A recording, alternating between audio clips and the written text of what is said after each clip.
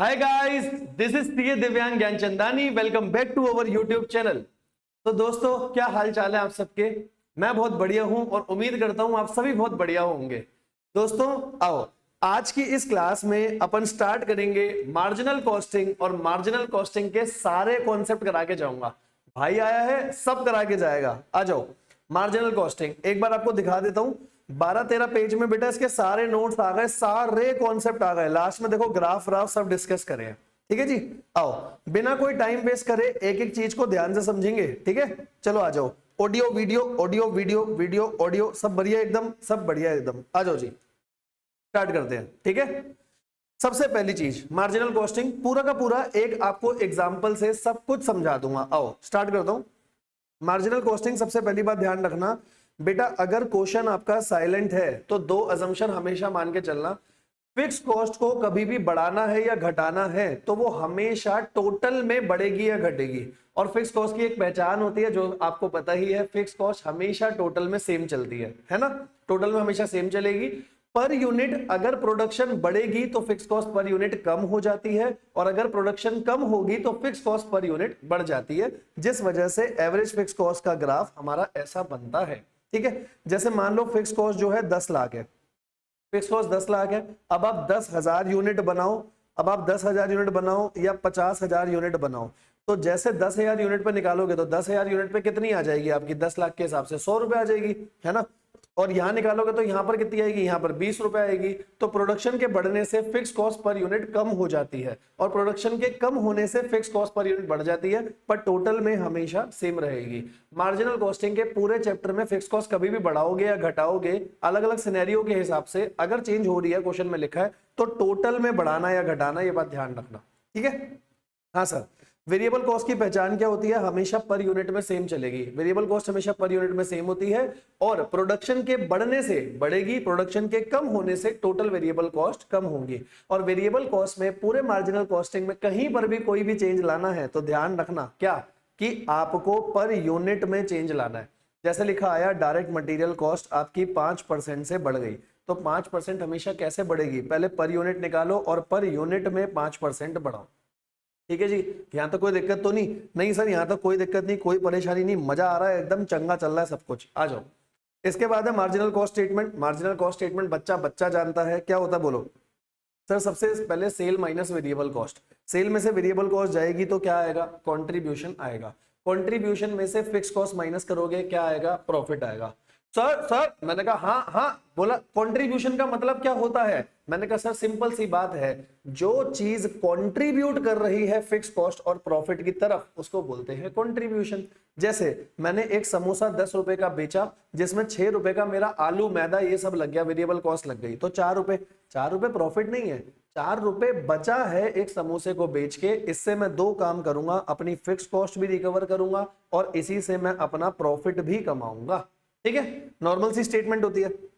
आओ, selling price per unit, एक बात नॉर्मल सी है समझना, सेलिंग प्राइस पर यूनिट में से अगर मैं variable cost per unit minus कर दूं तो क्या कंट्रीब्यूशन पर यूनिट आ जाएगा क्या, हाँ सर आ जाएगा, ये देखो। ठीक है, और अगर सेलिंग प्राइस पर यूनिट निकालनी है तो सीधा भी बोल सकता हूं क्या, variable cost per unit plus contribution per unit. हाँ सर बिल्कुल ठीक है, कोई दिक्कत वाली बात नहीं है सर, यहां तक तो सब कुछ मजेदार क्लियर एकदम। आओ आगे चलते हैं, आगे समझना। कंट्रीब्यूशन बेटा, कंट्रीब्यूशन का normal formula sales minus variable cost. अगर सेल टोटल में ली तो वेरिएबल कॉस्ट भी टोटल में लेना, सेल पर यूनिट ली तो वेरिएबल कॉस्ट भी पर यूनिट लेना, खत्म। ठीक है सर। टोटल कंट्रीब्यूशन का एक फॉर्मूला और होता है, सेल्स इनटू में पीवी रेशियो। सर ये पीवी रेशियो क्या होता है भाई, अभी समझाता हूं, अभी समझाता हूं, रुकना। ठीक है, अच्छा ये बताओ क्या टोटल कंट्रीब्यूशन ये समझ में आया। एक यूनिट का कंट्रीब्यूशन, जैसे 10 रुपए का समोसा 6 रुपए में बेचा तो 4 बचा, एक समोसे पे 4 रुपया बचा, ये कंट्रीब्यूशन था। 10,000 समोसा बेचा तो 10,000 इंटू 4 40,000 टोटल कंट्रीब्यूशन। तो जितने यूनिट बेचे और हर यूनिट का जो कंट्रीब्यूशन है मल्टीप्लाई कर दो, टोटल आ जाएगा। ठीक है सर, टोटल कंट्रीब्यूशन एक तरीके से और निकाला जा सकता है, total sale minus total variable cost. हाँ सर।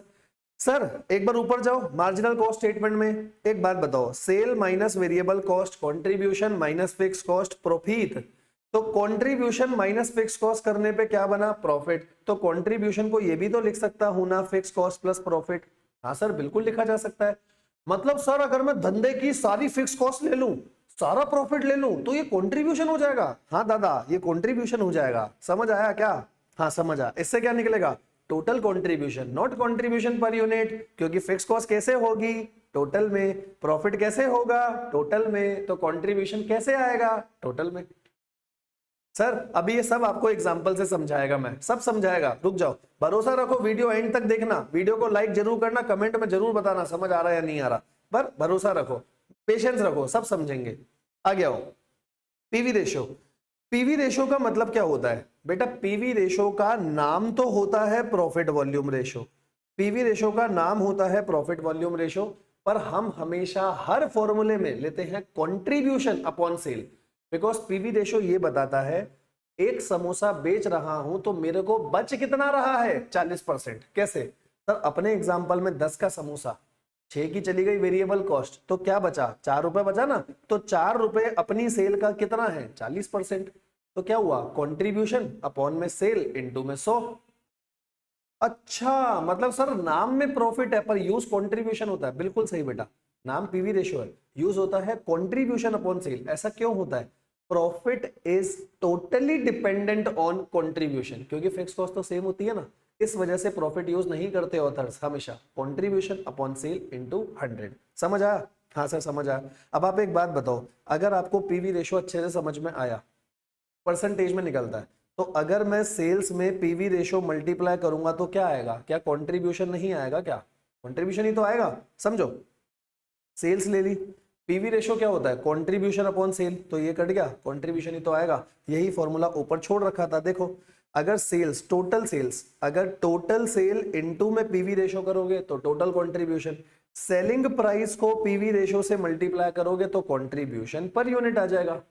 मुश्किल है क्या? अरे सर कैसी बात कर दी सर, मजा ही आ गया सर, एकदम मजेदार, एकदम अच्छे से समझ में आया। आया ना बाबू समझ में?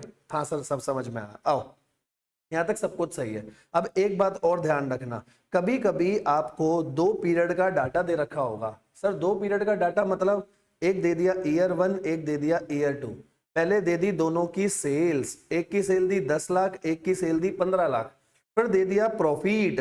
क्या दे दिया? प्रॉफिट। मेरे साथ बोलो, क्या दे दिया? प्रॉफिट। ठीक है, यहां प्रॉफिट था 50,000 का, यहां प्रॉफिट हो गया 70,000 का। तो सीधा इसकी डेरिवेशन रेगुलर क्लास में समझाया है, जाकर के देखना है रेगुलर क्लास, लो बिल्कुल देखो, फास्ट ट्रैक कोर्स लेना, फास्ट ट्रैक लेकर के देखो, ठीक है, समझना बात को। हम क्या करेंगे? चेंज इन प्रॉफिट, फॉर्मूला होगा प्रॉफिट में कितना चेंज आया? प्रॉफिट में चेंज आया 20,000 का। सेल में कितना चेंज आया? 5 लाख का, तो सेल में चेंज आया 5 लाख का, इनटू कर दो 100, पीवी रेशो आ जाएगा। क्योंकि change in profit is always equal to change in contribution, क्योंकि फिक्स कॉस्ट तो दोनों साल में सेम रहेगा ना, इस वजह से पीवी रेशो का एक फॉर्मूला और बनता है, प्रॉफिट में जितना चेंज आया या कंट्रीब्यूशन में जितना चेंज आया, कुछ भी ले लो और डिवाइड कर दो चेंज इन सेल से, इनटू 100।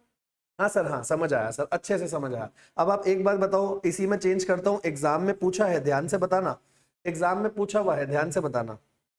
पहले था लॉस, पहले था 60,000 का लॉस, अब हो गया 40,000 का प्रॉफिट। अब क्या करूंगा? ऊपर लूंगा चेंज इन प्रॉफिट। बेटा चेंज इन प्रॉफिट लोगे तो 1 लाख लेना। कैसे? ये देखो, अब है 40,000 का प्रॉफिट, माइनस पहले कितना था? पहले था माइनस 60,000, तो 40 और प्लस 60,000 हो जाएगा ना। ऐसे समझो, 60,000 लॉस से पहले आए 0 पे, अब 0 से ऊपर गए, कैसे गए? ऊपर 40,000 प्रॉफिट पे, है ना। ये लो तुम्हारे सामने आके समझाता हूं, सुनो। सबसे पहले 40,000 का लॉस, ठीक है, 40,000 का ही लॉस था ना, एक बार चेक कर लू क्या? 60,000 का लॉस था, आओ 60,000 का लॉस, पहले 60,000 का लॉस, 60,000 के लॉस से 0 पे गया, अब 0 से ऊपर गया 40,000 के प्रॉफिट पे, तो टोटल 1 लाख का चेंज हुआ या नहीं हुआ? हाँ सर बिल्कुल 1 लाख का चेंज हुआ ना, अच्छे से समझ आया। तो ऊपर 1 लाख का चेंज, नीचे सेल का चेंज है 5 लाख, पीवी रेशो आ गया 20%। अच्छा ऐसा है? मैं कहा हाँ भाई ऐसा है, सब समझ आया? हाँ सर अभी तक सब समझ आया। तो लॉस वाला केस ध्यान से करना, ठीक है। चलो वीडियो को आगे बढ़ाने से पहले आपको कुछ बातें बता दूं, ये हमारी अब वेबसाइट लॉन्च हो चुकी है, एजीसी इंस्टीट्यूट। आप ये वेब एड्रेस देख लो, agcinstitute.com, और agcinstitute.com पे जाओ, यहाँ पे मेरे और मेरे ब्रदर के सारे कोर्सेज अवेलेबल हैं, चाहे वो अकाउंट्स हो, कॉस्टिंग हो, एफएमएसएम हो, आप जाकर के ले सकते हो। सीए फाउंडेशन का कोई भी सब्जेक्ट लेना चाहो ले सकते हो, सीएस एग्जीक्यूटिव भी ले सकते हो, तो जरूर जाके देखना। नीचे इसमें सारे बच्चों के सारे फीडबैक वगैरह सब आ रखे हैं, जरूर जाके एक बार एक्सप्लोर करिएगा। ठीक है जी, आओ अब यहां से आगे चलते हैं, वापसी अपने टॉपिक पे आते हैं। ठीक है, आओ अब देखो बेटा, अभी तक सबसे पहले अपन ने जो भी पढ़ा एक बार उसको समझते हैं। मेरा एग्जाम्पल सेम है, आपके दिख रहा होगा। मैंने एक समोसा बेचा 10 रुपए का, वेरिएबल कॉस्ट है 6 रुपए की, सही है। सबसे पहले अगर मैं आपसे पूछूं कंट्रीब्यूशन कितना होगा, तो कंट्रीब्यूशन हो गया selling price minus variable cost, ये आएगा 4 रुपए पर यूनिट। कोई दिक्कत तो नहीं है ना? नहीं सर कोई दिक्कत नहीं है। अगर मैं आपसे पूछूं पीवी रेशो, पीवी रेशो का फॉर्मूला ऊपर कंट्रीब्यूशन नीचे सेल इनटू में 100, तो कंट्रीब्यूशन है 4 रुपए, सेलिंग प्राइस है 10 इनटू 100। ध्यान रखना, अगर ऊपर कंट्रीब्यूशन 1 यूनिट का लिया है तो नीचे सेल भी 1 यूनिट का, ऊपर टोटल कंट्रीब्यूशन लिया है तो नीचे टोटल सेल लोगे, तो ये भी कितना आया 40%। लो आपको टोटल से भी बताऊं, देखो टोटल कंट्रीब्यूशन कितना होगा, टोटल कंट्रीब्यूशन बोलो सर। 4 रुपए एक समोसे से, टोटल बेचे 34,000 समोसे, 34,000 मल्टीप्लाई करें 34,000 इंटू 4 कितना आएगा, 34,000 इंटू में 4, यह आएगा 136,000। ठीक है, सेल्स बोलो टोटल सेल्स कितनी हो जाएगी, तो टोटल सेल निकाल लो, 10 रुपए इंटू में 34,000, यह आ जाएगा 340। अभी भी निकाल लो तो सेम ही तो आएगा, कोई फर्क थोड़ी पड़ेगा। ऊपर आ गया 136, नीचे आ गया 340, इंटू में कितना हो गया बेटा 100। अभी भी निकालो कितना आएगा 40%। और अगर पीवी रेशो 40% है, दैट मीन्स आपका वेरिएबल कॉस्ट रेशो कितना होगा 60%। जितना अभी तक अपने पढ़ा, अपन ने सब कुछ एग्जाम्पल में देख लिया। एक एग्जाम्पल से सब कुछ बता दूंगा, यही एग्जाम्पल बार बार आपके सामने लेकर के आऊंगा। ठीक है, अब आगे समझो आगे क्या करना अपने को। अगर सामने वाले इंसान ने, सामने वाले क्लाइंट ने आपसे पूछा कि भाई मैं कितनी सेल करूं, मेरे को बताओ मैं कितने समोसे बेचूं, या मैं कितने समोसे रुपए में बेचूं, रुपए में सेल बताओ। अगर मेरे को प्रॉफिट कमाना है, जैसे उसने बोला 10 लाख का प्रॉफिट कमाना है, कुछ भी है, हमेशा ध्यान रखना कभी भी अगर आपको आपका आंसर यूनिट में निकालना है तो हमेशा डिवाइड करते हैं कंट्रीब्यूशन पर यूनिट से। कभी भी मेरे को अपना आंसर रुपए में निकालना है तो हमेशा नीचे डिवाइड करेंगे पीवी रेशियो से। इतना बात हमेशा अच्छे से ध्यान रखना। ठीक है, ऊपर क्या लोगे, जो रिकवरी करनी है। बेटा अगर प्रॉफिट कमाना है तो प्रॉफिट की रिकवरी पहले नहीं होती, पहले फिक्स कॉस्ट की रिकवरी फिर प्रॉफिट की रिकवरी। तो ऊपर आएगा fix cost plus profit divided by contribution per unit. अगर नंबर ऑफ समोसे निकालने, समोसे की सेल रुपए में निकालनी है तो ऊपर क्या लोगे कंट्रीब्यूशन, मतलब कंट्रीब्यूशन कह रहा हूं sorry, fix cost plus profit divided by PV ratio. हाँ सर समझ आया। जैसे मैं आपको अपने एग्जांपल में बोलूं, यहीं पर देखना, ये तो हो गया ना अपना पार्ट, तो मैं इसको थोड़ा सा छोटा कर दूं, इतना पार्ट तो हो गया आपका। ठीक है, लो इसको ऐसे कर देते हैं, इसको यहां ले आते हैं। ठीक है ना, ये लो यहां तक तो सही है ना सब कुछ। हाँ अब आओ, अगर मैं आपको इसी क्वेश्चन में बोलूं सर मेरे को प्रॉफिट कमाना है 2,40,000 का, मान लो 2,40,000 का प्रॉफिट कमाना है, तो कितने समोसे बेचूं। अगर मेरे को अपना आंसर यूनिट में निकालना है तो पता है यूनिट में आंसर कैसे निकालूंगा, यूनिट में निकालूंगा रिकवरी क्या सर, पहले 40,000 की फिक्स कॉस्ट की रिकवरी, फिर साथ में 2,40 की रिकवरी, और कौन सी 2,40 की रिकवरी, प्रॉफिट की। तो फिक्स कॉस्ट और प्रॉफिट डिवाइड कर दो, एक समोसे से कितना बच रहा है 4 रुपए पर यूनिट। ऊपर कितना आ गया 280, 280 को 4 से डिवाइड करो, मतलब 70,000 समोसा बेचूंगा, 70,000 समोसे बेचूंगा, जब जाके 240 का प्रॉफिट होगा। सर रुपए में बताओ, रुपए में तो देखो रुपए में निकालने के दो तरीके हैं, बहुत आसान है, दो तरीके। पहला तो जो 70,000 यूनिट आए इसको 10 रुपए मतलब सेलिंग प्राइस से मल्टीप्लाई कर दो, मतलब 7 लाख की सेल्स करनी पड़ेगी, 7 लाख की सेल। दूसरा तरीका भी है सर 40,000 का फिक्स कॉस्ट, 2,40,000 का प्रॉफिट, ऊपर तो ये रखते हैं नीचे रख दो पीवी रेशो, पीवी रेशो है 40%। अभी भी देख लो 7 लाख आंसर आएगा, मतलब 7 लाख रुपए में सेल करनी पड़ेगी अगर मेरे को प्रॉफिट कमाना है। कितना प्रॉफिट 240 का, नॉर्मल फॉर्मूला था। अब देखो इसी में आपको ब्रेक इवन भी बताया, तो मान लो मुझे ब्रेक इवन निकालना है, मतलब जहां पे कोई फायदा कोई नुकसान नहीं है, बस कॉस्ट रिकवर हो गई। ठीक है, no profit no loss just to recover cost. वाह वाह कविता हो गई, दोबारा बोलो, no profit no loss just to recover cost. तो आपको सिर्फ अपनी फिक्स कॉस्ट को रिकवर करना है। फिक्स कॉस्ट है 40,000, डिवाइड कर दो कंट्रीब्यूशन पर यूनिट से, तो आंसर आएगा यूनिट में, मतलब 10,000। 10,000 समोसा बेचोगे, 10,000 समोसा बेचोगे जब जाके ब्रेक इवन पे खड़े हो आप। ठीक है, दूसरा 40,000 की फिक्स कॉस्ट है, अगर पीवी रेशो से डिवाइड कर दो, मतलब 40% से डिवाइड कर दो, तो ये आंसर आ जाएगा 1 लाख। मतलब सिंपल बोलूं 1 लाख रुपए तक की सेल करोगे जब ब्रेक इवन पे आओगे। और ब्रेक इवन का 1 लाख रुपए ऐसे भी निकाल सकते थे, 10,000 समोसे बेच रहा हूं, एक समोसा 10 रुपए का है, तो भी तो आ जाता ना। ब्रेक इवन जितने यूनिट्स है इनटू सेलिंग प्राइस कर लो, बात तो सेम ही है। सही है, अच्छा मतलब सर ये बात है, हाँ ये बात है। सर मतलब अगर आपके एग्जाम्पल में 34,000 समोसा बिका है और 10,000 समोसा पर ब्रेक इवन है, तो ऊपर का 24,000 समोसा क्या हुआ? Margin of safety. समझ आया क्या? मैंने टोटल बेचा 34,000 समोसा, पहले 10,000 समोसा तक ब्रेक इवन आया, 10,000 के ऊपर क्या आया? Margin of safety. ऊपर के 24,000 रुपए पक्का प्रॉफिट कमाया होगा। हाँ सर समझ आया। ठीक है, क्या सारी चीजें अच्छे से क्लियर हुई? हाँ सर सारी चीजें बढ़िया तरीके से क्लियर हुई। एक बार नंबर लाइन से समझना। देखो 0 समोसा, अगर 0 समोसा बेचा तो फिक्स कॉस्ट तो जा रही है, फिक्स कॉस्ट जा रही है, मतलब अभी तो लॉस हो रहा है। 0 हुआ, 1 समोसा, 2 समोसा, बेचते बेचते यहां पर आया 10,000 समोसा, 10,000 समोसा तक आ गया ब्रेक इवन। 10,000 समोसे से पीछे यहां पे कुछ भी बेचेगा तो पक्का लॉस होगा। ठीक है, यहां पक्का लॉस होगा। अगर इसके बाहर आगे कुछ भी बेचेगा तो यहां पर प्रॉफिट होगा, क्योंकि अब तो फिक्स कॉस्ट रिकवर हो चुकी। तो मतलब अब सेल माइनस वेरिएबल कॉस्ट जो कंट्रीब्यूशन है वही तो प्रॉफिट हो गया, क्योंकि फिक्स कॉस्ट कितनी है? 0। इसीलिए इसको क्या बोलते हैं? Margin of safety. Safety margin है, 10,000 के ऊपर जो भी बेचो प्रॉफिट ही प्रॉफिट। कितना प्रॉफिट? कंट्रीब्यूशन जितना प्रॉफिट। समझ आया क्या? हाँ सर अच्छे से समझ आया। आओ देखो, ये हो गया अपना break even. Level of sale where no profit no loss, just recovery of total cost. ठीक है, अगर यूनिट में निकालना है, मैंने आपको बार बार बोला है, कभी भी कोई चीज यूनिट में, नीचे कंट्रीब्यूशन पर यूनिट, ऊपर देखो रिकवरी किसकी हो रही है? फिक्स कॉस्ट की रिकवरी होती है ब्रेक इवन पे। ठीक है, रुपए में निकालना है, fix cost upon PV ratio कर दो, या जो ब्रेक इवन के यूनिट आए हैं उसे मल्टीप्लाई कर दो सेलिंग प्राइस पर यूनिट से। सही है ना? बहुत नॉर्मल है। हाँ सर ये तो अपने को अच्छे से समझ में आ गया। आ गया हो। अगर कभी पूछ ले कैश ब्रेक इवन पॉइंट, बेटा बात ध्यान रखना, कैश ब्रेक इवन पूछा ना तो बस ऊपर फिक्स कॉस्ट कैश वाली ले लेना। सर कैश वाली फिक्स कॉस्ट मतलब टोटल कॉस्ट, ये देखो ऊपर ले लो टोटल फिक्स कॉस्ट और उसमें से नॉन कैश एक्सपेंस सारे के सारे हटा दो। Non cash fix cost basically जो नॉन कैश फिक्स कॉस्ट है वो। Sir non cash fix cost माने डेप्रिसिएशन, हटा दो तो ऊपर आ जाएगी कैश फिक्स कॉस्ट, बाकी सब सेम है। यूनिट में निकालना है कंट्रीब्यूशन पर यूनिट, रुपए में निकालना है पीवी रेशियो, या जो यूनिट से आया सेलिंग प्राइस पर यूनिट से मल्टीप्लाई कर देना। सही है क्या? पानी पी रहा हूं, रुक जाओ। यहां तक सही है सब कुछ? हाँ सर सही है। वीडियो को आगे बढ़ाने से पहले आपको एक चीज और दिखा दूं, ये मेरा यूट्यूब चैनल है। यूट्यूब चैनल में आप जाओगे, ये वाले पार्ट 1 ICAI का स्टडी मटेरियल, इस पे जाना। ये है पार्ट 1 ICAI का स्टडी मटेरियल। इसमें मैंने देखो मार्जिनल कॉस्टिंग दिखाता हूँ, ये रहा 3rd नंबर पे है मार्जिनल कॉस्टिंग। पूरा का पूरा स्टडी मटेरियल से करा रखा है, बहुत अच्छे से कर लेना। और इसी के साथ साथ कंपाइलर पे भी इसकी वीडियो आने वाली है। देखो प्लेलिस्ट में दिखा देता हूँ एक बार आपको, ये गया मैं प्लेलिस्ट में। ठीक है, और ये है कॉस्टिंग का कंपाइलर बैच, और इसी कंपाइलर बैच में अभी वीडियो आने लग जाएगी। ठीक है, इसी कंपाइलर बैच में मार्जिनल कॉस्टिंग की वीडियो आ जाएगी, तो वो भी देख लेना। और मार्जिनल कॉस्टिंग के कॉन्सेप्ट आप मेरे साथ कर ही रहे हो तो आपका पूरा पूरा सब कुछ अच्छे से हो जाएगा।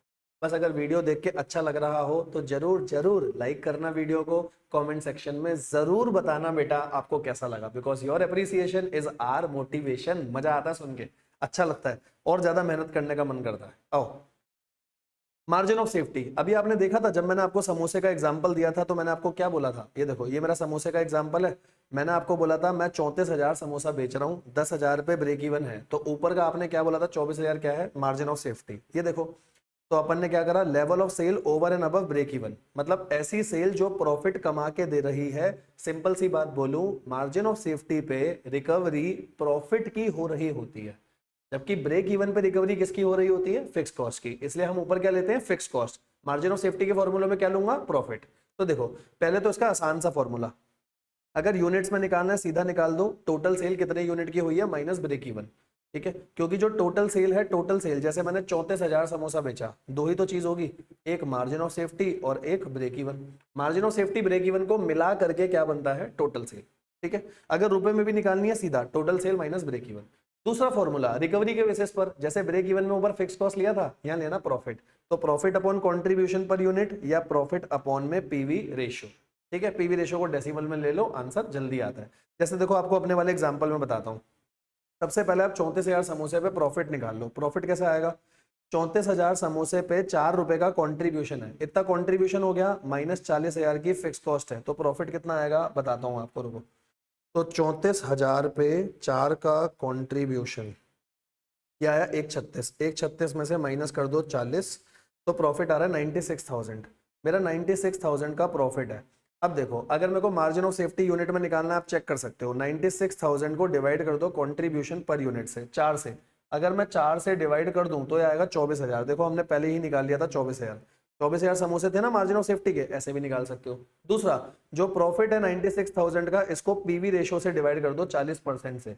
तो 96,000 को अगर मैं डिवाइड कर दूं 40% से, ये आएगा 240। 240 जो है मार्जिन ऑफ सेफ्टी रुपए में है। देख लो मार्जिन ऑफ सेफ्टी रुपए में 240 आएगा, क्योंकि अगर आपने 24,000 का समोसा बेचा, 24,000 यूनिट बेचे, एक समोसा 10 का था तो 240 आया ना, तो फॉर्मूला भी अपना यहाँ पे डिराइव हो गया। ठीक है, उसके बाद डीजी की कुछ काम की बातें, ध्यान से सुनना काम की बातें। सबसे पहली काम की बात बहुत इंपॉर्टेंट है, पीवी रेशो का सम और वेरिएबल कॉस्ट रेशो का सम हमेशा 100% होता है। मतलब सर पीवी रेशो 10% है, वेरिएबल कॉस्ट कितना होगा? 90%। सर पीवी रेशो 70% है, वेरिएबल कॉस्ट कितना होगा? 30%। पीवी रेशो 1%, वेरिएबल कॉस्ट कितना? 99। ठीक है, हमेशा ध्यान रखना, क्योंकि पीवी रेशो का सम होता है contribution upon sale, variable cost होता है वेरिएबल कॉस्ट अपॉन में सेल इनटू में 100। सेम ब्रेक इवन और मार्जिन ऑफ सेफ्टी की परसेंटेज को जोड़ोगे तो 100% आएगा हमेशा। जैसे मैं अपने एग्जांपल में भी आपको बोलूं तो मेरे एग्जांपल में टोटल 34,000 यूनिट, 34,000 समोसा बिका था, है ना। अगर इसको रुपए में कन्वर्ट करूं तो यह आएगा 3,40,000। 3,40,000 आएगा ना, जिसमें से ब्रेक इवन था 10,000 समोसों पे, तो 10,000 समोसों का मतलब हो गया 1 लाख की सेल, और मार्जिन ऑफ सेफ्टी है 2,40,000। ठीक है, चाहे तो आप परसेंटेज निकाल लो। अगर मैं आपको बोलूं ब्रेक इवन की कितनी परसेंट है, तो ब्रेक इवन की परसेंट आ जाएगी 1 लाख बाय 340, है ना। तो ये लो ब्रेक इवन की परसेंटेज निकाल लेते हैं, 1 लाख बाय में 340, ये आ रहा है 29.42%, 29.42। तो जो दूसरा है वो आ जाएगा 240 बाय 340, ये आ गया 70.58%। ठीक है, और ये मैं कैलकुलेशन मोबाइल पे कर रहा था। मोबाइल पे करते करते अच्छा भी लगता है, क्योंकि जैसे कर रहा था उसी टाइम यूट्यूब पे बच्चों के कमेंट आ रहे थे, सर मजा आ गया स्टैंडर्ड कॉस्टिंग की वीडियो देख के, एबीसी की वीडियो देखते हैं। मार्जिनल कॉस्टिंग अगली रिक्वायरमेंट थी, तो वो भी आप लोगों के लिए ले आया।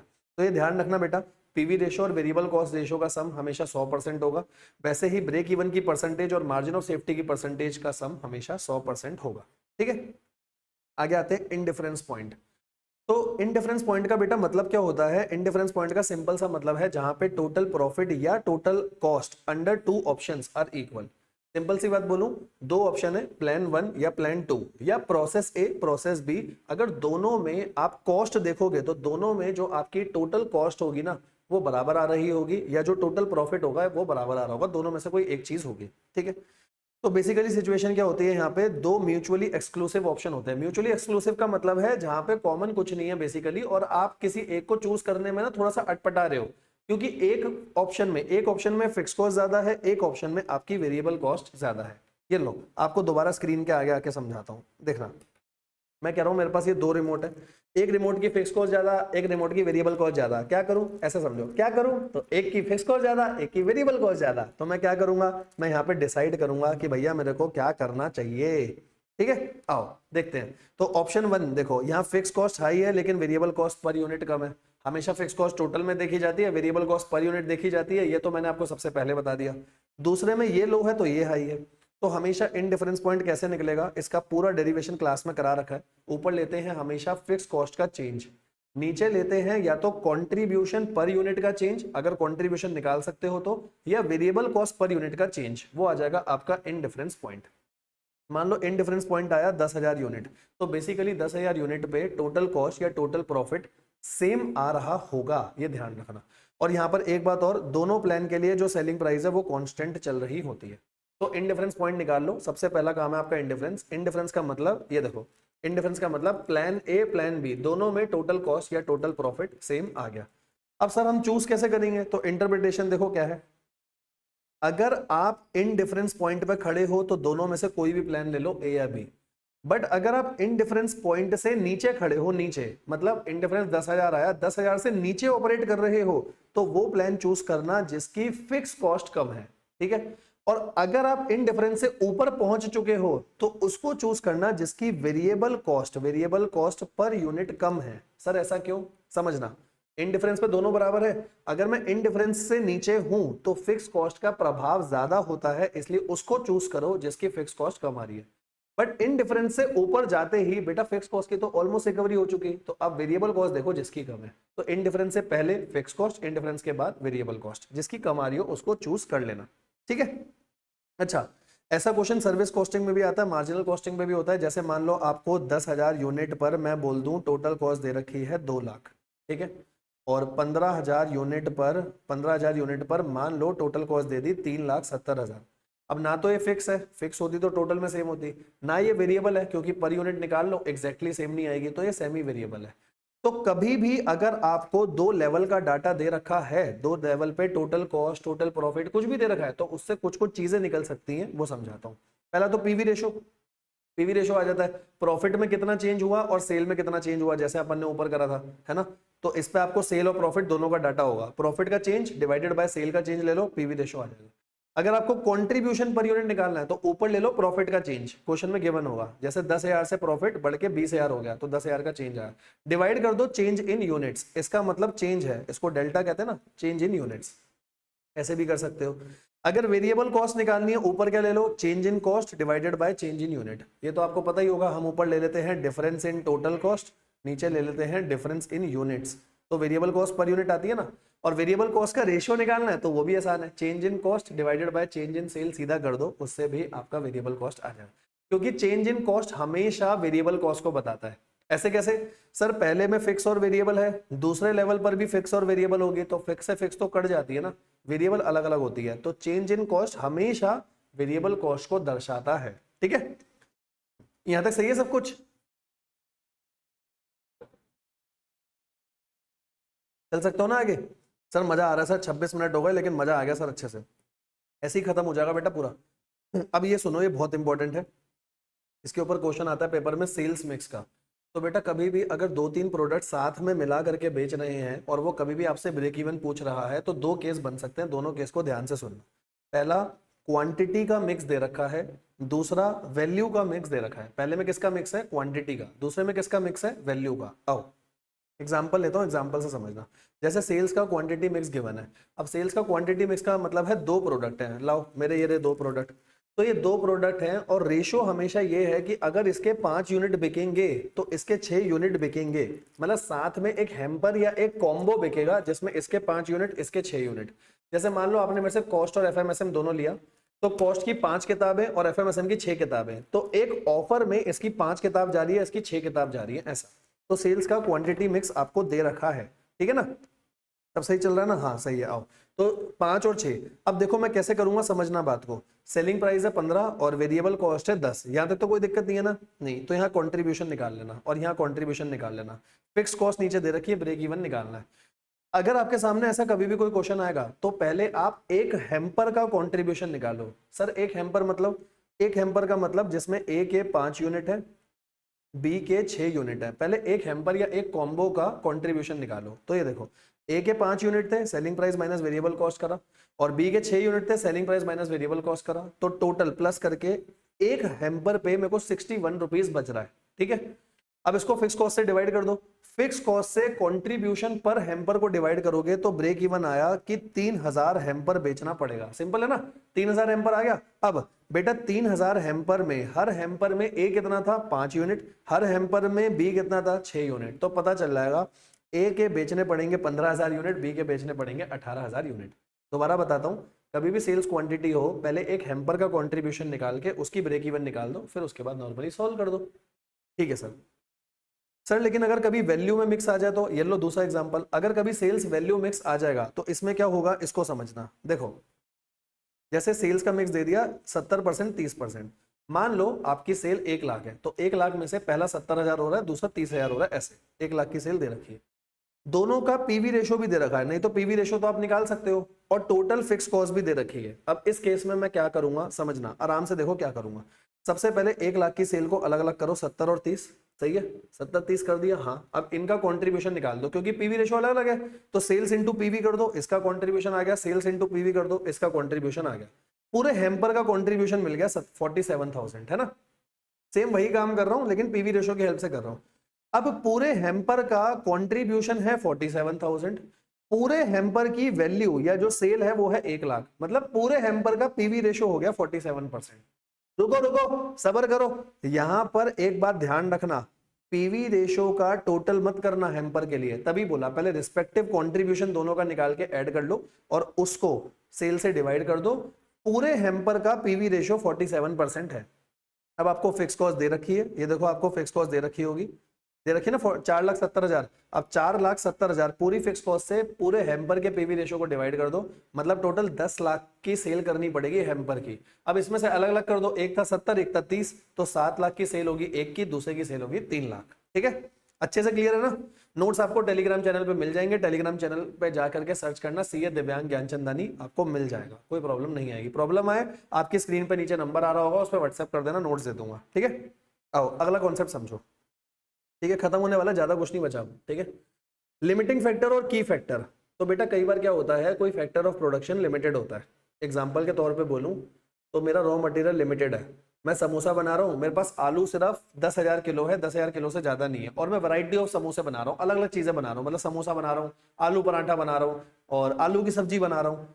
तो मेरे को चेक करना पड़ेगा ना, किसको बेच करके सबसे ज्यादा प्रॉफिट आ रहा है उसकी तरफ जाना पड़ेगा।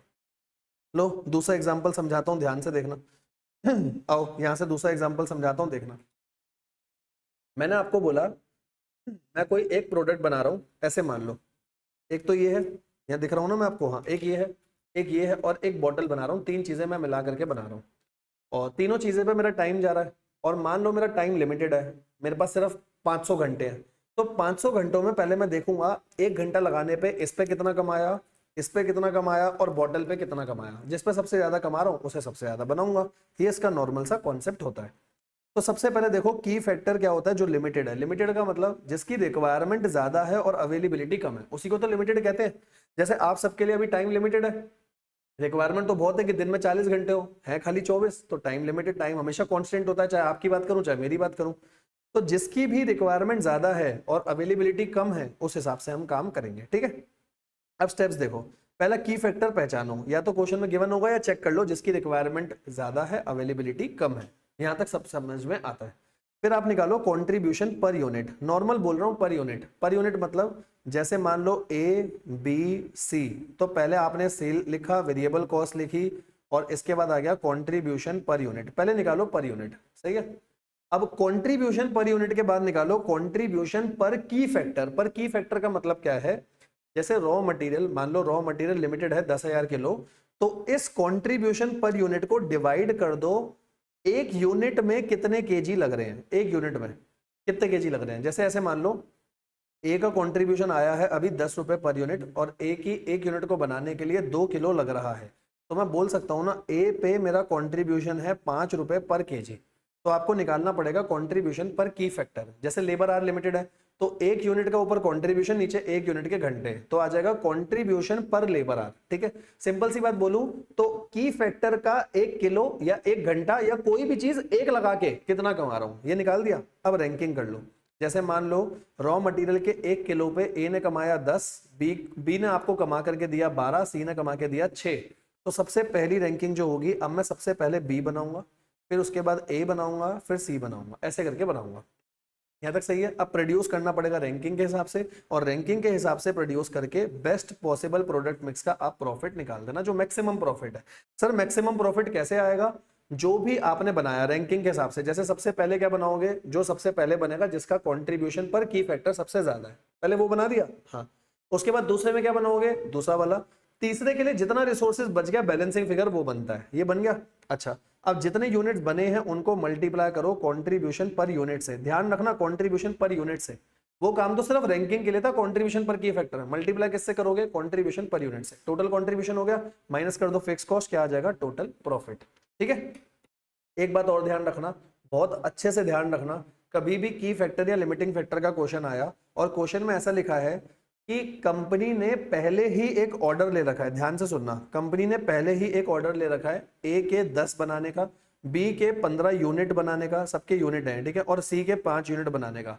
तो बेटा पहले जो ऑर्डर ले रखा है उसको पूरा करोगे, उसके बाद रैंकिंग वैंकिंग सब करोगे। मतलब अगर क्वेश्चन में ऑर्डर जैसा कुछ नहीं लिखा तो यही स्टेप लगाओ, बट क्वेश्चन में लिखा है आपके पास 10,000 किलो आलू या रॉ मटेरियल लिमिटेड है और आपने एक ऑर्डर ऑलरेडी ले रखा है, ठीक है, एबीसी का, या आलू पराठा, आलू की सब्जी और समोसे का आलू मतलब आलू समोसा, ये बेसिकली ये 3 चीजों का आपने कुछ ऑर्डर दे रखा है, तो पहले उस ऑर्डर को खत्म करोगे, उसके बाद बेस्ट पॉसिबल प्रोडक्ट मिक्स निकालोगे। बात ध्यान रखना, जैसा एक ऐसा क्वेश्चन भी था टेबल बेंचेस और चेयर वाला, ठीक है, मैंने क्लास में बहुत अच्छे से कराया भी था सब बच्चों को, ठीक है, मजा आ गया सर, थैंक्स अ लॉट। फिर से एक कमेंट आया, कमेंट पढ़ रहा था, ठीक है, चलो यहां तक तो कोई दिक्कत नहीं है ना, सब कुछ ठीक है बिल्कुल। हाँ आओ आगे पढ़ना, यहां से आगे चलते हैं, शट डाउन पॉइंट। आओ अब आते हैं shut down point. Shut down point क्या है, देखो here company need to evaluate, आपको ये चेक करना पड़ेगा शट डाउन करें या हम अपने बिजनेस को कंटिन्यू करें, ऑपरेशन को कंटिन्यू करें। तो दोनों ऑप्शंस पे आपको कॉस्ट देखनी पड़ेगी, शट डाउन पे कितनी कॉस्ट आ रही है और कंटिन्यू करने पे क्या कॉस्ट आपकी आ रही है।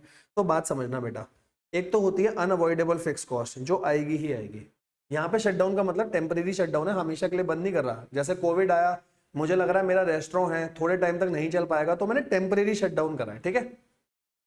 तो बेटा कुछ कॉस्ट तो ऐसी होती है जो अनअवॉइडेबल है, ये तो लगनी ही लगनी है। जैसे रेंट, अगर मैं टेम्परेली 1 महीने के लिए अपनी फैक्ट्री बंद कर दूं या मैं 1.5 महीने के लिए अपना रेस्टोरेंट बंद कर दूं, रेंट बंद नहीं होता, रेंट तो जाता ही जाता है।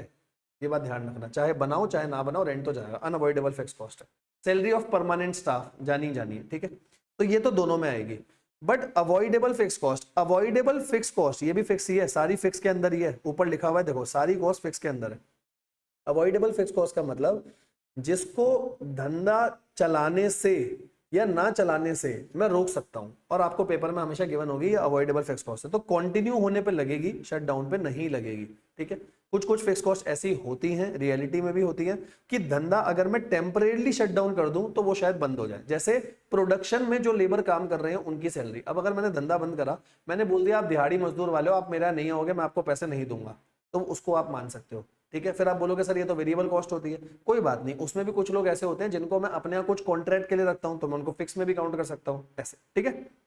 Extra cost of shutdown, shutdown की कोई एक्स्ट्रा कॉस्ट आ रही है तो वो शटडाउन में आएगी और कंटिन्यू में नहीं आएगी। मतलब बेसिकली एक बात ध्यान रखना, हमेशा आपको क्वेश्चन में हमेशा लिखा होगा, ऐसे लिखा होगा, देखो जैसे 1 लाख की कॉस्ट है तो 1 लाख में से बता देगा 60,000 अनअवॉइडेबल है, जिसको रोक नहीं सकते, तो अवॉइडेबल कितनी हो गई 40, या अवॉइडेबल बता देगा तो अनअवॉइडेबल निकाल देना। एक्स्ट्रा कॉस्ट हमेशा दे रखी होगी, ये आ गई टोटल कॉस्ट दोनों की। अब टोटल कॉस्ट के बेसिस पर डिसीजन ले लो, टेम्परेरी शटडाउन करना अच्छा है या कंटिन्यू करना अच्छा है। जहां कॉस्ट कम आ रही होगी वो आप ऑप्शन ले लोगे, सही है ना यहाँ तक तो। हाँ सर, शटडाउन पॉइंट होता क्या है, पढ़ो। It is the level of sale where company is able to recover the additional fix cost of continuing the operation, operation को चलाने की जो एक्स्ट्रा फिक्स कॉस्ट है बस वो रिकवरी करनी है, सारी फिक्स कॉस्ट रिकवर नहीं करनी, बात समझना। जैसे अनअवॉइडेबल फिक्स कॉस्ट है वो तो दोनों जगह लग रही है ना, उसको रिकवर नहीं करना। शटडाउन पॉइंट का मतलब जो अवॉइडेबल फिक्स कॉस्ट है, जो सिर्फ धंधा चलाने से लगी, सिर्फ और सिर्फ उसको रिकवर करना है, ठीक है। तो it is the indifference point between shutdown and continue operation, जिसको शटडाउन पॉइंट भी बोलते हैं, कि इस पॉइंट पे तो मैं शटडाउन कर लूं या कंटिन्यू करूं, दोनों ठीक होगा। तो फॉर्मूला क्या है, नॉर्मल सा फॉर्मूला है। मैक्सिमम क्वेश्चंस में आपका ऊपर खाली अवॉइडेबल फिक्स कॉस्ट आएगा, क्योंकि एक्स्ट्रा कॉस्ट दे नहीं रखी होती शटडाउन की, तो ऊपर क्या लूंगा, अवॉइडेबल फिक्स कॉस्ट। नीचे क्या डिवाइड कर दूं, नीचे तो पता है आपको, क्योंकि आंसर यूनिट्स में निकल रहा है, और यूनिट में जब भी आंसर निकलता है कंट्रीब्यूशन पर यूनिट। अगर कोई एक्स्ट्रा शटडाउन की फिक्स कॉस्ट है तो उसको माइनस कर देना।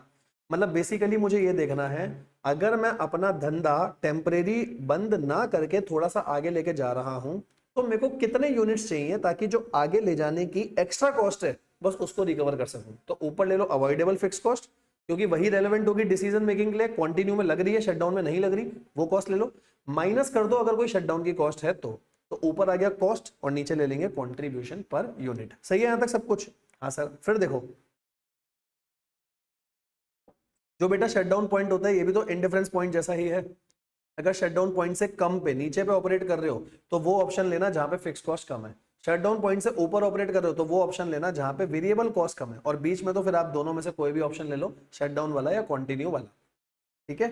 शटडाउन पॉइंट मतलब इंडिफरेंस पॉइंट है, नीचे कर रहे हो तो शटडाउन और कंटिन्यू में से वो ऑप्शन लो जिसमें फिक्स कॉस्ट कम, ऊपर हो तो जो वो ऑप्शन लो जिसकी वेरिएबल कॉस्ट कम, ठीक है। सही है sir. Merger of plant, question देखना, सिंपल सा क्वेश्चन है।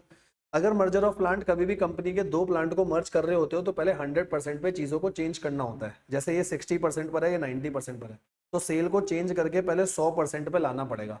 चेंज कैसे करोगे, 300 को डिवाइड कर दो 60% से, क्योंकि 300 रिफ्लेक्ट कर रहा है 60% को, यहाँ पर 540 रिफ्लेक्ट कर रहा है 90% पर, सही है। तो 100% की सेल आ जाएगी, 100% की सेल है, वेरिएबल कॉस्ट का रेशियो गिवन है, सीधा सीधा वेरिएबल कॉस्ट निकाल देना। फिक्स कॉस्ट तो सेम रहेगी, फिक्स कॉस्ट में कोई दिक्कत नहीं है। फिर अपन ब्रेक इवन वगैरह सब निकाल देंगे। ये देखो अगर मर्ज हुआ, पहले इनको 100% पे लेके गए, ये टोटल हो गया 100% पर। अब यहाँ से वेरिएबल कॉस्ट पे आ जाओ, ये टोटल वेरिएबल कॉस्ट हो गई। फिक्स कॉस्ट सेम रहेगी, कहाँ गया, ये तो कॉन्ट्रीब्यूशन है, सॉरी ये ठीक है, सेल माइनस वेरिएबल कॉस्ट, तो ये आया कॉन्ट्रीब्यूशन। कॉन्ट्रीब्यूशन के बाद पीवी रेशियो निकाल दो मर्ज का। मर्ज का कैसे आएगा, टोटल कॉन्ट्रीब्यूशन मर्ज प्लांट का divided by total cell merge plant की, तो ये आ गया पीवी रेशियो। ठीक है, फिक्स कॉस्ट सेम रहेगी, जो फिक्स कॉस्ट ऊपर थी वही रहेगी। तो ब्रेक इवन का फॉर्मूला क्या होता है, fix cost divided bye PV ratio, ये पीवी रेशियो से डिवाइड कर दो, ये आ गया। कई बार वो एक क्वेश्चन और पूछ लेता है यहाँ पे, मर्ज प्लांट की कितनी कैपेसिटी पे ब्रेक इवन हो रहा है। ध्यान रखना, अगर कभी आपसे ये पूछ ले मर्ज प्लांट की कितनी कैपेसिटी पे ब्रेक इवन हो रहा है, तो ऊपर रखेंगे 268.91, क्योंकि ब्रेक इवन है, ब्रेक इवन की सेल इतनी है ना, और मर्ज प्लांट की टोटल सेल कितनी है, 1100 लाख, दोनों फिगर लाख में। तो देखो 1100 लाख मर्ज प्लांट की टोटल सेल थी, जिसमें से ब्रेक इवन इतने पे हो रहा है, तो यहां से परसेंटेज बता देना कि मर्ज प्लांट की कितनी कैपेसिटी पे ब्रेक इवन हो रहा है। ठीक है, अच्छा कितनी सेल करूं, अगर 20 लाख का प्रॉफिट कमाना है तो फिक्स कॉस्ट में प्रॉफिट जोड़ दो, फिक्स कॉस्ट में प्रॉफिट जोड़ दो, डिवाइड बाय पीवी कर देना, सिंपल है, बिल्कुल बहुत नॉर्मल है, कोई भी दिक्कत नहीं है। यहां तक सही है सब कुछ। लो बेटा खत्म हो गया, लास्ट टॉपिक पे आ गए। अच्छा यहाँ आपको एक बात और बता देता हूँ, ये देखो ये 15 नंबर पॉइंट है, मर्जर ऑफ प्लांट का 15 नंबर पॉइंट है, उसके बाद ये 16 होना चाहिए था, ये नोट्स में 16 नहीं है, तो आप ऐसा मत समझना बीच में कुछ मिसिंग है, कुछ मिसिंग नहीं है। वो रियलिटी में मैंने मर्जर ऑफ प्लांट 2 बार लिख दिया था, एक बार 15 नंबर पे भी, एक बार 16 नंबर पे भी, तो मैं 16 को हटाना भूल गया था। ठीक है, तो 16 तो मतलब हट गया, नीचे के नंबर चेंज नहीं हुए। ठीक है, तो टोटल आपके 16-17 पॉइंट ही हैं, ऐसा मत सोचना कुछ मिसिंग है, टोटली सब कुछ कवर करा है। आप आईसीआई का स्टडी मटेरियल खोल लो, ग्राफ तक कवर करें, एक एक चीज कवर करिए। आओ marginal costing versus absorption costing.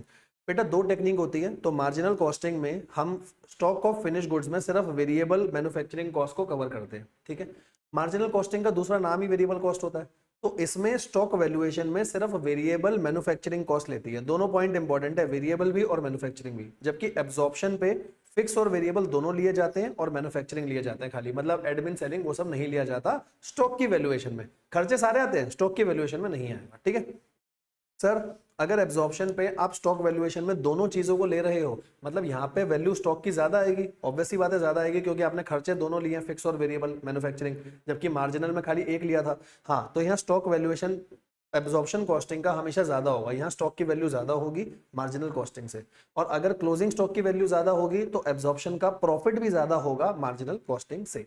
ठीक है, ये उसका छोटा सा डिफरेंस है, डिफरेंस देख लो एक बार। ठीक है, जैसे यहाँ प्रोडक्ट कॉस्ट में वेरिएबल मैन्युफैक्चरिंग कॉस्ट आएगी, देखो direct material, direct labour, direct expense, variable production overhead, सब कुछ। यहाँ पर क्या होगा, मटेरियल, लेबर, एक्सपेंस, अब यहाँ वेरिएबल नहीं लिखा, तो यहाँ पे प्रोडक्शन ओवरहेड है, मतलब वेरिएबल और फिक्स दोनों आएगा, दोनों आएंगा। ठीक है, क्या दोनों आएंगा। अच्छा, फिर यहाँ समझना पीरियड कॉस्ट, एडमिन और सेलिंग, यहाँ पे एडमिन और सेलिंग ओवरहेड को पीरियड कॉस्ट माना है, मतलब स्टॉक वैल्यूएशन में इनको नहीं लोगे, स्टॉक वैल्यूएशन के बाद लोगे, इसमें एब्जॉर्प्शन में। ठीक है, और मार्जिनल में प्रोडक्शन का भी फिक्स और एडमिन सेलिंग का भी फिक्स, इनको बोला गया आपका क्या है, ये पीरियड कॉस्ट है, ऊपर नहीं दिखाओगे। यहाँ फिक्स प्रोडक्शन ओवरहेड को चार्ज करा जाता है एज अ प्रोडक्ट कॉस्ट, क्योंकि आपने ऊपर दिखाया था, यहाँ पे नहीं चार्ज करा जाता प्रोडक्ट में, उनको एक्चुअल बेसिस में बाद में लिया जाता है। और अगर एब्जॉर्प्शन पे, बात समझना, एब्जॉर्प्शन कॉस्टिंग में आप fix factory overheads, fix factory overheads को ऊपर ले रहे हो, तो ओवर रिकवरी और अंडर रिकवरी का भी कॉन्सेप्ट आएगा, जो हम ओवरहेड में पढ़ते हैं, सेम कॉन्सेप्ट है। पहले एब्जॉर्प्शन रेट निकालो, एब्जॉर्प्शन रेट कैसे निकलेगा, बजट के हिसाब से ओवरहेड डिवाइडेड बाय बजट के हिसाब से जो भी रिकवरी बेस है, जैसे मशीन आर हो सकता है, लेबर आर हो सकता है, कुछ भी। ठीक है, फिर ओवरहेड को एब्जॉर्ब करो एक्चुअल बेसिस पे। ठीक है, और एक्चुअल में जो ओवरहेड हुए ये रिकवर हो गए, ये एक्चुअल हो गए, दोनों में से माइनस करके आप निकाल लो अंडर या ओवर रिकवरी, क्योंकि ये भी काम में आएगी। ये सब सारा का सारा फालतू झंझट एब्जॉर्प्शन कॉस्टिंग में होता है, मार्जिनल कॉस्टिंग में कुछ नहीं होता, क्योंकि मार्जिनल में तो सिर्फ ऊपर वेरिएबल है, फिक्स तो सारी बाद में आ रही होती है। ठीक है, ये ध्यान रखना, ये सेम कॉन्सेप्ट ओवरहेड में भी पढ़ाया जाता है, अंडर और ओवर रिकवरी, मैंने बहुत अच्छे से पढ़ाया भी था आप सबको। ठीक है, अच्छा सर फालतू बातें छोड़ो, कॉस्ट कैसे बनेगी, कॉस्ट बनाओ, क्योंकि कॉस्ट में 8 या 10 नंबर का क्वेश्चन आएगा। पहले देखो किसकी बना रहा हूँ, एब्जॉर्प्शन, और दूसरी किसकी बना रहा हूँ, मार्जिनल। तो पहले आपको मैं मार्जिनल समझाता हूँ, क्योंकि मार्जिनल आसान है ना, पेपर में कभी भी क्वेश्चन है सबसे पहले मार्जिनल बनाना।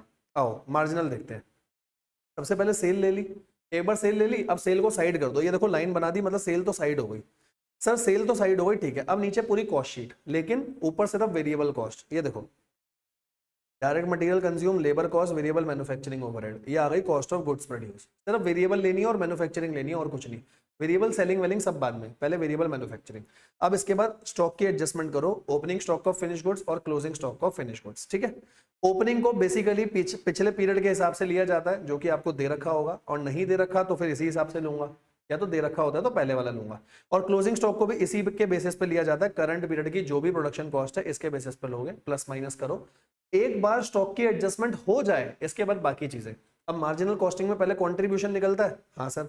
तो देखो, आपने वेरिएबल कॉस्ट ले ली मैन्युफैक्चरिंग वाली, ले ली मैन्युफैक्चरिंग वाली, सुनो दोबारा आराम से सुनना, खत्म हो गया बस। देखो मैं क्या कह रहा हूं, आराम से सुनना बस, मुश्किल से 5-7 मिनट और लूंगा बस, खत्म। ऊपर क्या आएगा, direct material, direct labour, direct expense, सब कुछ ले लिया, और opening stock of finish good, closing stock of finish good, यहां तक हो गया। मार्जिनल कॉस्टिंग में निकालना होता है कंट्रीब्यूशन। अब ले लो बाकी की कॉस्ट, जैसे वेरिएबल एडमिन के खर्चे, वेरिएबल सेलिंग के खर्चे, सारी वेरिएबल कॉस्ट हो गई। हाँ, ऊपर क्या लिखा था, सेल्स, सेल में से सारी वेरिएबल कॉस्ट माइनस करो, टोटल वेरिएबल कॉस्ट माइनस करो, क्या आएगा, कंट्रीब्यूशन। कंट्रीब्यूशन के बाद सारी फिक्स कॉस्ट माइनस कर दो, चाहे फैक्ट्री की हो, एडमिन की हो, सेलिंग हो, सब माइनस कर दो, क्या निकल कर आ जाएगा, आपका प्रॉफिट। यहाँ तक सही है सब कुछ? हाँ सर सही है, यहाँ तक तो कोई दिक्कत नहीं है। अब मैं आपके सामने दूसरा कॉन्सेप्ट ला रहा हूं, ध्यान से देखना, एब्जॉर्प्शन कॉस्टिंग। तो एब्जॉर्प्शन में क्या होगा सर, एब्जॉर्प्शन में वेरिएबल मैन्युफैक्चरिंग के साथ साथ फिक्स भी लेनी होती है। तो ये देखो, सबसे पहले अपने प्रोडक्शन कॉस्ट में ली मटेरियल, लेबर, वेरिएबल मैन्युफैक्चरिंग, यहाँ पर एक चीज आ गई, फिक्स मैन्युफैक्चरिंग। क्या आ गया, fix manufacturing expenses, fix manufacturing आ गए। हाँ, अब करो स्टॉक की एडजस्टमेंट, सेम ओपनिंग स्टॉक और क्लोजिंग स्टॉक, किसके बेसिस पर, ये जो टोटल आया इसके बेसिस पर, और ये ज्यादा आएगा क्योंकि इसमें फिक्स जुड़ा हुआ है, इस वजह से यहाँ स्टॉक की वैल्यूएशन ज्यादा आती है। ये ले लिया। हाँ, अब इसके बाद कोई अंडर या ओवर रिकवरी है तो उसको एडजस्ट कर देना, और एक बार अंडर और ओवर रिकवरी एडजस्ट हो जाए, अब बाकी सारे खर्चे ले लो। सर बाकी सारे खर्चे कौन से, एडमिन के, एडमिन के खर्चे फिक्स वेरिएबल हैं, एक साथ दिखा दो। सेलिंग के खर्चे फिक्स वेरिएबल हैं, एक साथ दिखा दो, टोटल कॉस्ट आ जाएगी, सेल में से कॉस्ट माइनस करो, प्रॉफिट आ जाएगा। ठीक है, दोबारा सुनो, मटीरियल, लेबर, एक्सपेंस और साथ में फिक्स ओवरहेड्स ले लिए। स्टॉक की एडजस्टमेंट, ये लो, यो स्टॉक की एडजस्टमेंट आई, ओपनिंग और क्लोजिंग, यहां तक सही है? हाँ सर, ओपनिंग और क्लोजिंग हो गया। जैसे ओपनिंग और क्लोजिंग आपका हो गया, बस अब तो कोई दिक्कत वाली बात है ही नहीं। ठीक है, हाँ, अब उसके बाद क्या करूंगा, सबसे पहले ओपनिंग और क्लोजिंग करने के बाद आप स्टॉक की एडजस्टमेंट करने के बाद सब हो गया, अंडर और ओवर रिकवरी ऑफ ओवरहेड, ये ऐड और लेस कुछ भी हो सकता है, अंडर रिकवरी या ओवर रिकवरी ऑफ ओवरहेड, फिर सेलिंग, डिस्ट्रीब्यूशन, एडमिन, ओवरहेड, सारे खर्चे लो, सेल में से सारी कॉस्ट माइनस करो, प्रॉफिट आ जाएगा। ठीक है, यह कंट्रीब्यूशन निकालने की जरूरत नहीं होती। कभी पूछे रिकंसिलेशन, ये लो, रिकंसिलेशन कैसे होगा, एब्जॉर्प्शन कॉस्टिंग का प्रॉफिट लो, एब्जॉर्प्शन कॉस्टिंग का प्रॉफिट ले लिया। हाँ, अब एक बात ध्यान रखना, एब्जॉर्प्शन कॉस्टिंग में दोनों वैल्यू ज्यादा आ रही है, तो ओपनिंग की वैल्यू जितनी ज्यादा आ रही है उसे ऐड कर देना, क्लोजिंग की वैल्यू जितनी ज्यादा आ रही है उसे माइनस कर देना, तो मार्जिनल कॉस्टिंग का प्रॉफिट आ जाएगा। क्योंकि एब्जॉर्प्शन कॉस्टिंग और मार्जिनल कॉस्टिंग में सिर्फ एक फर्क है, स्टॉक की वैल्यूएशन का। मार्जिनल कॉस्टिंग में स्टॉक की वैल्यूएशन में आप वेरिएबल कॉस्ट को ले रहे हो, एब्जॉर्प्शन कॉस्टिंग में मैं वेरिएबल और फिक्स दोनों को ले रहा हूं। ठीक है, सुनो, एब्जॉर्प्शन कॉस्टिंग का प्रॉफिट, ओपनिंग जितना ज्यादा है प्लस कर दो, क्लोजिंग जितना ज्यादा है माइनस कर दो, मार्जिनल कॉस्टिंग का प्रॉफिट मैच हो जाएगा, हो जाएगा। ठीक है, लास्ट कुछ ग्राफ है मार्जिनल कॉस्टिंग के। सबसे पहला ग्राफ है ब्रेक इवन चार्ट। ठीक है, तो मैं इसको थोड़ा सा और जूम कर दूं क्या आपके लिए, ये लो आपके सामने अच्छे से आ जाएगा। ठीक है, तो मार्जिनल कॉस्टिंग का सबसे पहला ग्राफ होता है ब्रेक इवन। ब्रेक इवन पे एक्स एक्सिस मतलब जो नीचे हॉरिजॉन्टल एक्सिस होती है, इसमें हम यूनिट्स दिखाते हैं, लेवल ऑफ आउटपुट यहाँ दिखाते हैं, वेरिएबल कॉस्ट और सेल्स। एक बार देख लो, बहुत आसान है, ये लो आपके सामने रखा है, ICAI से ही उठा के यहाँ डाला है, ICAI में दे रखा है, तो ये देखना समझना, 45 डिग्री पे तो होती है सेल्स की लाइन, ये तो आपने इको में 12th क्लास में भी पढ़ा है, 45 डिग्री। ठीक है, फिक्स कॉस्ट होगी थोड़ी ऊपर से, ये फिक्स हो गई, और फिक्स के साथ निकलेगी मेरी टोटल कॉस्ट। यहां तक सही है? हाँ, अब टोटल कॉस्ट और सेल जहां पर मैच हो रही है, ये लो, अगर मैं सब कुछ हटा दूं, टोटल कॉस्ट और सेल जहां इंटरसेक्ट कर रही है वो ब्रेक इवन है, क्योंकि टोटल सेल और टोटल कॉस्ट बराबर है, तो क्या हो रहा होगा, कोई प्रॉफिट कोई लॉस नहीं है। ठीक है, फिक्स कॉस्ट और टोटल कॉस्ट में जो फर्क है, ये फर्क होता है वेरिएबल कॉस्ट का। ठीक है, अब यहाँ एक बात देखना, इस वाले पार्ट में अगर मैं आपसे बोलूं, इस वाले पार्ट में सेल ज्यादा है कॉस्ट से, इस वाले पार्ट में सेल कम है कॉस्ट से, तो ये हो गया लॉस वाला सिचुएशन, ये हो गया प्रॉफिट वाला सिचुएशन, और प्रॉफिट को ही क्या बोलते हैं, मार्जिन ऑफ सेफ्टी। सही है? हाँ, बस इस चार्ट की ना एक बेकार बात है कि आपको कंट्रीब्यूशन नहीं बताता। तो ये ब्रेक इवन चार्ट है, अपन ने अगला चार्ट बनाया कंट्रीब्यूशन ब्रेक इवन चार्ट, जो आईसीआई में दे रखा है, सेम लेवल ऑफ आउटपुट और एक तरफ कॉस्ट और रेवेन्यू। अब इसमें अपन क्या करेंगे, कंट्रीब्यूशन भी दिखाएंगे। कंट्रीब्यूशन कैसे दिखाऊंगा, ये देखो, सबसे पहले तो जीरो लेवल से निकला सेल और ऊपर से निकला कॉस्ट, क्योंकि कॉस्ट के साथ फिक्स कॉस्ट भी होगा। अब जीरो से ही अपन ने वेरिएबल कॉस्ट भी निकाला। जैसे ही आपने वेरिएबल कॉस्ट निकाला, आप मुझे बताओ टोटल कॉस्ट और वेरिएबल कॉस्ट के इस डिफरेंस को मैं कंट्रीब्यूशन बोल सकता हूं क्या? नहीं। सुनना ध्यान से, ठीक है। ये क्या है, टोटल कॉस्ट। तो टोटल कॉस्ट और वेरिएबल कॉस्ट, ये लो, टोटल कॉस्ट और वेरिएबल कॉस्ट के डिफरेंस को मैं क्या बोलूंगा, फिक्स कॉस्ट, ठीक है। ये तो फिक्स कॉस्ट। लेकिन सेल माइनस वेरिएबल कॉस्ट तो कंट्रीब्यूशन होगा ना। तो देखो, ये सेल है, ये समझना, ये वाली लाइन सेल की है, ये लाइन वेरिएबल कॉस्ट की है, तो ये सारा कंट्रीब्यूशन हुआ। हाँ, और इस कंट्रीब्यूशन में से अगर मैं आपको और अलग अलग करके बताऊं, ये लो, ये फिक्स कॉस्ट हुआ और ये वाला पार्ट क्या हो जाएगा, प्रॉफिट।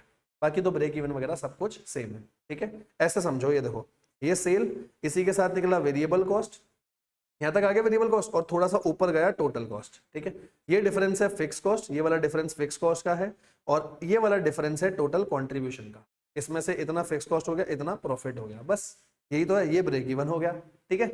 एक लास्ट ग्राफ और आ रहा है, लास्ट ग्राफ और देख लो, बस खत्म हो गया, ये देखो लास्ट है बस। प्रॉफिट वॉल्यूम चार्ट, कभी बोल देता है प्रॉफिट वॉल्यूम चार्ट। तो इसमें क्या होता है, इसमें हम प्रॉफिट और लॉस दोनों दिखाते हैं। जीरो से ऊपर सारा प्रॉफिट, जीरो के नीचे सारा लॉस, और जीरो लेवल पर मैं नंबर ऑफ यूनिट्स बना देता हूं। ये देखो, level of activity on zero profit और लॉस एक्स एक्सिस पे आएगा, वाई पे नीचे की तरफ सारे आएंगे लॉसेस, ऊपर आएंगे प्रॉफिट, ठीक है। अब होगा क्या, नीचे से ऊपर की तरफ लाइन जा रही है। अब नीचे से ऊपर की तरफ लाइन जा रही है, इसका मतलब क्या है, क्योंकि प्रॉफिट और लॉस का ग्राफ है, तो जैसे ही यहां पर आएगा मतलब प्रॉफिट लॉस जीरो है, और जहां प्रॉफिट और लॉस जीरो होता है उसी को तो ब्रेक इवन बोलते हैं ना। बताओ, समझ आया? क्या समझ आया? अच्छे से बताना जरूर बेटा, कमेंट सेक्शन में जरूर जरूर जरूर बताना, क्या आपको बहुत अच्छे लग रहे हैं लेक्चर, नहीं लग रहे? क्या मार्जिनल कॉस्टिंग के सारे कॉन्सेप्ट दमदार तरीके से हो गए? सर नोट्स कहाँ मिलेंगे? टेलीग्राम चैनल पे मिलेंगे, जो नीचे नंबर है मेरे को मैसेज कर दो, मैं बता दूंगा। आपको कैसा भी कोई भी डाउट है, पर्सनल जिंदगी से रिलेटेड, पढ़ाई से रिलेटेड, जरूर पूछो, व्हाट्सएप पे कनेक्ट करो, ठीक है। बाकी मैंने आपको आपकी अपनी वाली वेबसाइट दिखाई दी है, आपकी अपनी वेबसाइट है agcinstitute.com, वहां से जाके आपको जो भी कोर्स परचेज करना है, कोर्स खरीद सकते हो।